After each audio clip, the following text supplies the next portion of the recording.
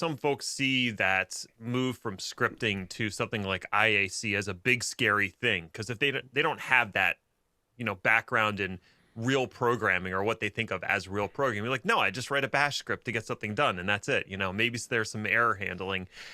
Do ops folks need to become a full stack developer to embrace this stuff, or are they going to be out of a job if they don't? It's a good question. I do believe that at this, so I'm gonna throw something very vague out and then I'm gonna explain it. At this point, everybody needs to be a developer. Okay. When I say that, I don't mean you have to go and write the next Twitter or the next Instagram, right? What I'm saying is you have to be able to write that bash script or that PowerShell script, right? And if you think to yourself, oh, but I got to know how to do this in programming, that functions are functions, variables are variables, right? Methods are methods. Like it's all the same thing. It's just Mm. the biggest difference is how you're writing it and what you're writing it for. That's really the biggest difference. So if you understand code and you understand like development and programming and stuff, like I said, you don't have to go and create this whole, next Twitter or next Instagram.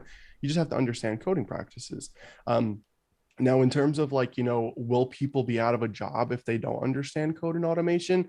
I do believe so. Yeah. Like Mm. you're I think it's very difficult right now. If you were to go on LinkedIn and you were to look at, DevOps roles or SRE roles or infrastructure engineer roles, like even it's very difficult to find a job posting right now that does not include something along the lines of must know at least PowerShell, Bash, yada yada yada, Hmm. Terraform, something something. It's very difficult to not find that on a job posting anymore. And so it's pretty, at this point, yeah, everybody definitely needs to know how to code to some extent. In other words, companies are making the shift. Finally, Yeah. we're seeing, well, so Michael, my background is networking, which has really lagged behind automation by a few years, let's say. The Mhm. tooling wasn't quite there, the interfaces haven't been there.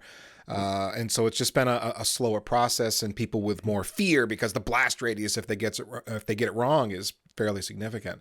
Sure. Even so, we're at a point in industry, as you're pointing out, where you can't not know these things. Come at your infrastructure as code. Think about how you're going to hit it with a tool, not log in and clicky clicky. All the UIs are there, you can, but that's just not the efficient way to do it. It's certainly not the repeatable way to do it. And all companies seem to need their people to be able to do infrastructure provisioning efficiently. Right. Yeah. No, I absolutely agree with you 100%. And even from a networking perspective, right? Like, let's think about Cisco. Cisco certs for however long they've been around Yeah. have never had anything around like development and stuff. Now look at Cisco DevNet. They're Yep. implementing Python, they're implementing Terraform, they're implementing source control. Like it's pretty crazy. We're seeing this paradigm shift and it's wild.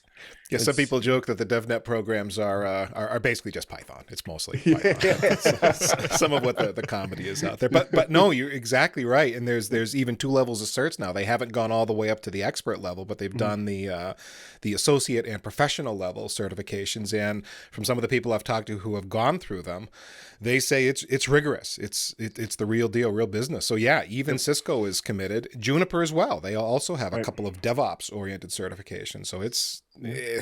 I was going to say it's coming, but that's not really true. It's here. It's just Yes. arriving in different vendors in different ways as they sell their products to you. Absolutely, yeah, and like even if you think about it, like Ansible has had a ton of modules for like Mm. Cisco and Yep. F5 and stuff for a really long time.